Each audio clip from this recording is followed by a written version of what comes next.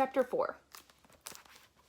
The Baudelaire orphans copied the puttanesca recipe from the cookbook onto a piece of scrap paper, and Justice Strauss was kind enough to escort them to the market to buy the necessary ingredients.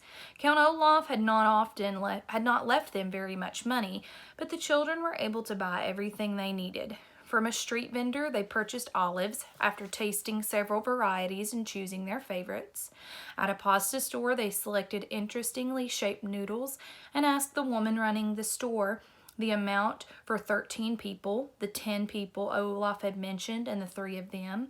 Then, at the supermarket, they purchased garlic, which is a sharp-tasting bulbous plant, anchovies, which are a small salty fish, capers, which are flower buds from a small shrub and taste marvelous, and tomatoes, which are actually fruits and not vegetables as most people believe.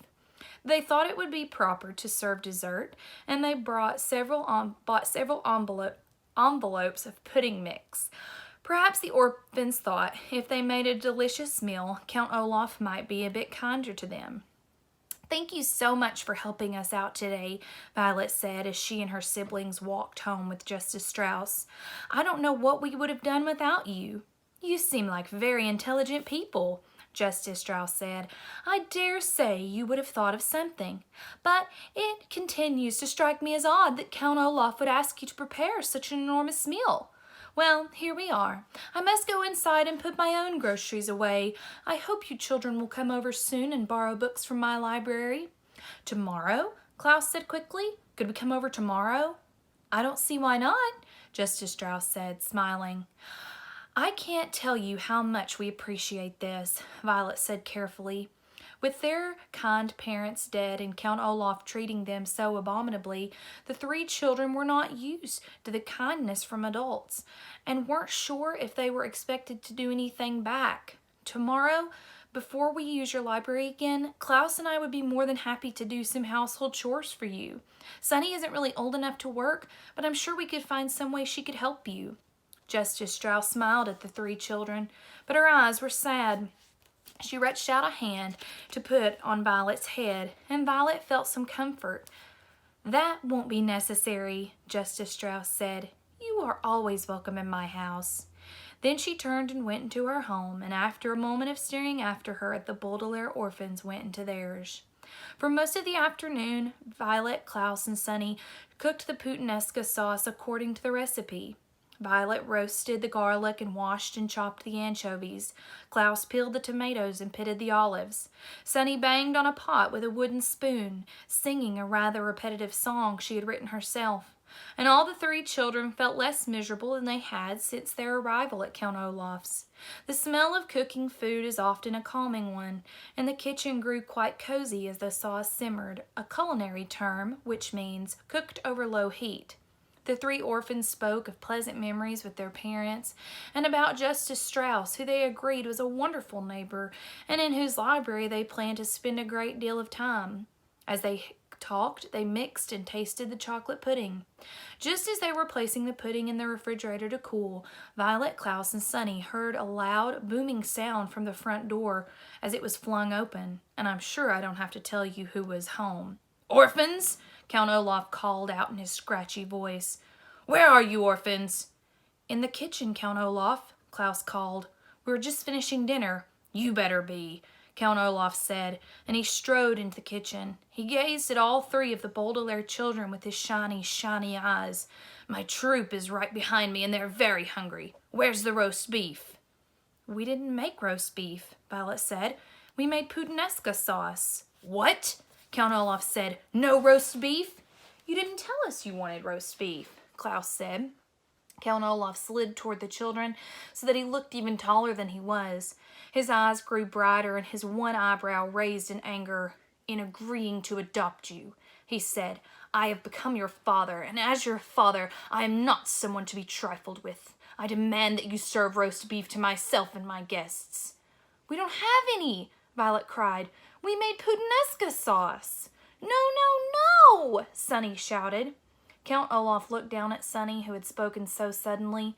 With an inhuman roar, he picked her up in one scraggly hand and raised her so she was staring at him in the eye. Needless to say, Sonny was very frightened and began to cry immediately, too scared to even try to bite the hand that held her. "Put her down, you beast!" Klaus shouted. He jumped and trying to rescue Sonny from the grasp of Count Olaf, but he was holding her too high to reach. Count Olaf looked down at Klaus and smiled a terrible toothy grin, raising the wailing Sonny up even higher into the air. He seemed about to drop her to the floor when there was a large burst of laughter from the next room. "Olaf! Where's Olaf?" voices called out.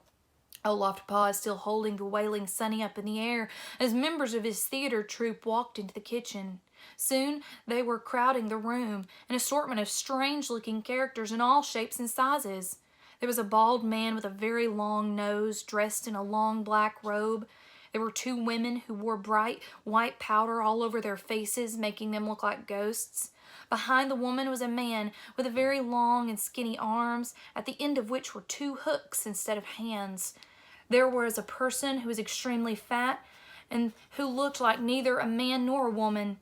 And behind this person, standing in the doorway, there were an assortment of people the children could not see, but who promised to be just as frightening. "Here you are, Olaf," said one of the white-faced women. "What in the world are you doing?" "I'm just disciplining the orphans," Count Olaf said. "I asked them to make us dinner, and all they could make is this disgusting sauce." "Go easy on the children," the man with the hooked hands said. "They must be taught to obey their elders." The tall, bald man peered at the youngsters. "Are these," he said to Count Olaf, "those wealthy children you were telling me about?" "Yes," said Count Olaf. "They are so awful I can scarcely stand to touch them." And with that he lowered Sonny, who was still wailing, to the floor. Violet and Klaus breathed a sigh of relief that he had not dropped her from the great height. "I don't blame you," said someone in the doorway. Count Olaf rubbed his hands together as if he were holding something revolting instead of an infant. "Well, enough talk," he said. "I suppose we will eat their dinner, even though it is all wrong. Everyone follow me to the dining room, and I will pour us some wine. Perhaps these little brats will serve us. We will be too drunk to care if it's roast beef or not." "Hurrah!" cried several members of the troupe as they marched through the kitchen, following Count Olaf into the dining room. Nobody paid a bit of attention to the children except for the bald man, who stopped and stared at Violet in the eye. "You're a pretty one," he said, taking her face in his rough hands. "If I were you, I'd try not to anger Count Olaf, for he might wreck that pretty little face of yours." Violet shuddered, and the bald man gave a high-pitched giggle and left the room. The Baudelaire children sat alone in the kitchen and found themselves breathing heavily, as if they had just ran a long distance. Sonny continued to wail, and Klaus found that his eyes were wet with tears as well. Only Violet didn't cry, but merely trembled with fear and revulsion, a word which here means an unpleasant mixture of horror and disgust. For several moments, none of them could speak. "This is terrible, terrible," Klaus said finally. "Violet, what can we do?" "I don't know," she said. "I'm afraid." "Me too," said Klaus. "Hux!" said Sonny, as she had stopped crying. "Let's have some dinner," someone shouted from the dining room, and the theater troupe began pounding on the table in a rhythmic beat, which was an exceedingly rude thing to do.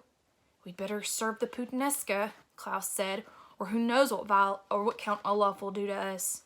Violet thought about what the bald man had said about wrecking her face and nodded. The two of them followed the pot of bubbling sauce, which had seemed so cozy while they were making it, and now looked like a vat of blood. Then, leaving Sonny behind in the kitchen, they walked to the dining room, Klaus carrying a bowl of the interestingly shaped noodles, and Violet carrying the pot of puttanesca sauce and a large ladle which was used to serve it. The theater troupe was talking and cackling, drinking again and again from their wine cups, and paying no attention to the Baudelaire orphans as they circled the table, serving everyone dinner. Violet's right hand ached from holding the heavy ladle. She thought about switching to her left hand, but because she was right-handed, she was afraid she might spill the sauce with her left hand, which would enrage Count Olaf again. She stared miserably at Olaf's plate of food and found herself wishing she had bought poison at the market and put it in the puttanesca sauce. Finally, as they were through serving, Klaus and Violet slipped back into the kitchen. They listened to the wild roar of laughter as Count Olaf and his theater troupe, and they picked at their own portions of food too miserable to eat. Before long, Count Olaf's friends were pounding on the table again in a strict rhythm, and the orphans went out to the dining room to clear the table, and then they again to serve the chocolate pudding. But now it was obvious that Count Olaf and his associates had drunk a great deal of wine, and they slouched at the table and spoke much less. Finally, they roused themselves and trooped back through the kitchen, scarcely glancing at the children on their way out of the house. Count Olaf looked around the room, which was filled with dirty dishes. "Because you haven't cleaned up yet," he said to the orphans, "I suppose you can be excused from attending tonight's performance. But after cleaning up, you go straight to your beds." Klaus had been glaring at the floor, trying to hide how upset he was. But this was one thing he could not remain silent on. "You mean our bed?" he shouted. "You've only provided us with one bed." Members of the theater troupe stopped in their tracks at this outburst and glanced from Klaus to Count Olaf to see what would happen next. Count Olaf raised his eyebrow and his eyes shone brightly, but he spoke calmly. "If you would like another bed," he said, "tomorrow you may go into town and purchase one." "You know perfectly well we don't have any money," Klaus said. "Of course you do," Count Olaf said, and his voice began to get a little louder. "You are the inheritors of an enormous fortune. That money," Klaus said, remembering what Mr. Poe had said, "is not to be used until Violet comes of age." Count Olaf's face grew very red. For a moment he said nothing. Then, with one sudden movement, he reached down and struck Klaus across the face. Klaus fell to the floor, his face inches from the eye tattoo on Count Olaf's ankle. His glasses leapt from his face and skittered to a corner. His left cheek, where Count Olaf had struck it, felt as if it were on fire. The theater troupe laughed, and a few of them applauded as if Count Olaf had done something very brave instead of something despicable. "Come on, friends," Count Olaf said to his comrades. "We'll be late for our performance."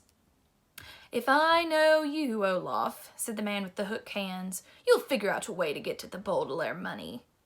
"We'll see," Count Olaf said, but his eyes were shining bright as if he had already had an idea. There was another loud boom as the front door shut behind Count Olaf and his terrible friends, and the Baudelaire children were alone in the kitchen. Violet knelt at Klaus's side, giving him a hug to try to make him feel better.